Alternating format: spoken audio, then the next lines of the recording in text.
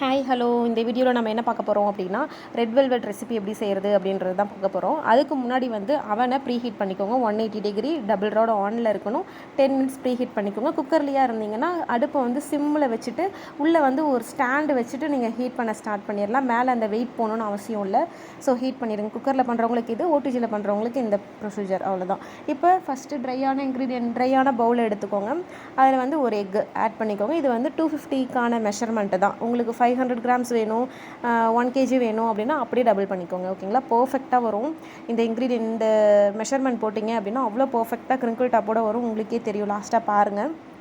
So இதோட கரெக்டான measurement நான் உங்களுக்கு டிஸ்கிரிப்ஷனில் கொடுக்குறேன். ஸோ செக் பண்ணி பார்த்துக்கோங்க. எக்கு, ஒரு பிஞ்சு சால்ட்டு, வெனிலா எசன்ஸ் தான் பார்த்து அதை சேர்த்துக்கோங்க. ஏன் அப்படின்னா நான் லாஸ்ட் டைம் செய்யும்போது வெனிலா எசன்ஸ்க்கு பதில் பைனாப்பிள் எசன்ஸ் நான் போட்டுட்டேன். ஏன்னா ரெண்டுமே பார்க்க ஒரே மாதிரி இருக்குன்னு நான் போட்டுட்டு அது ஃபுல்லாக வேஸ்ட்டாக போச்சு. அப்புறம் வீட்டில் இருக்க நாங்கள் சாப்பிட்டோம். ஸோ கஸ்டமருக்கு நாங்கள் இன்னொன்று செய்ய வேண்டியதாக போச்சு. அதனால் ஒன்ஸ் செக் பண்ணிக்கோங்க. செக் பண்ணிக்கிறது பெட்ரு. ஸோ இந்த மாதிரி லைட்டாக ஒரு 30 செகண்ட் விஸ்க் வச்சு நல்லா இது பண்ணதுக்கப்புறமேட்டு ஒயிட் சுகர்.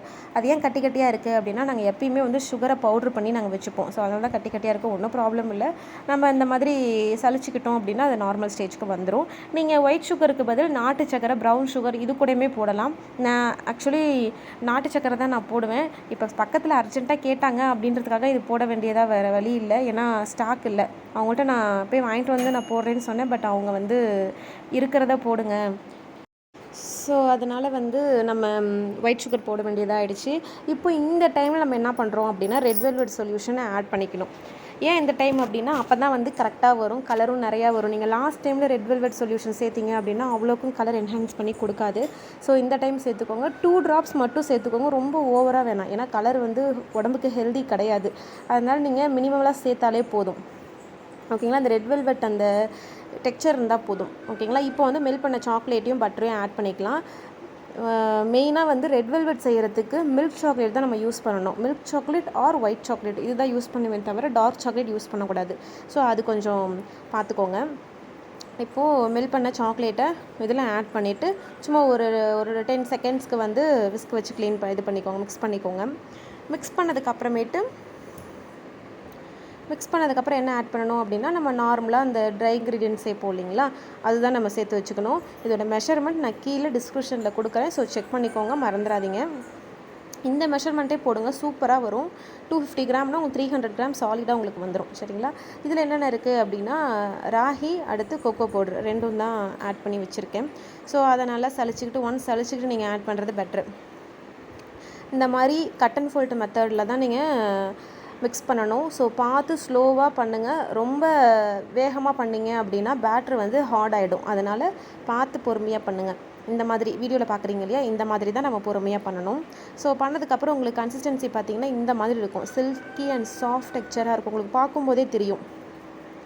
இப்போது பேட்டரை நம்ம டின்னுக்கு சேஞ்ச் பண்ணலாம். டின்னுக்கு நீங்கள் பண்ணுறதுக்கு முன்னாடி பார்ச்மெண்ட் பேப்பர் போட்டு நீங்கள் செட் பண்ணி வச்சிடணும். பார்ச்மெண்ட் பேப்பர் எப்படி போடணும் அப்படின்றதையும் நான் உங்களுக்கு வீடியோவில் அப்லோட் பண்ணுறேன்.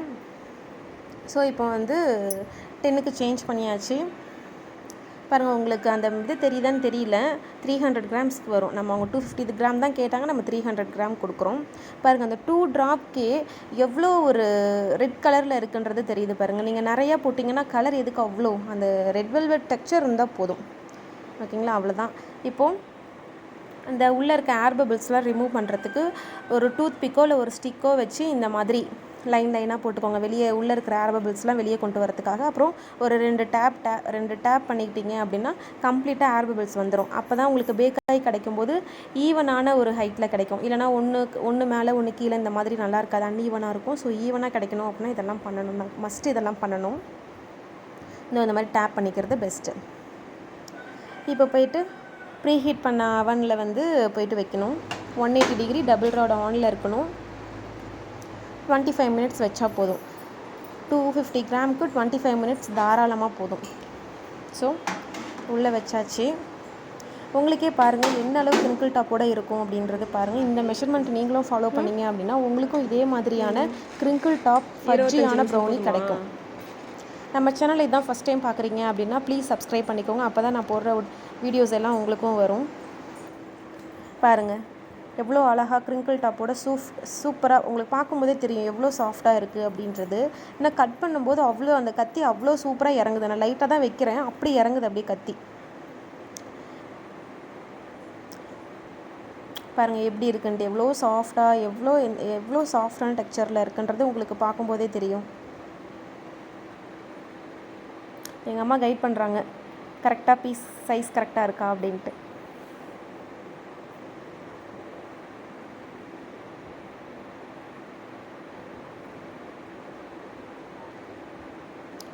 பார்த்தீங்களா எவ்வளோ சூப்பராக இருக்குது அப்படின்றது.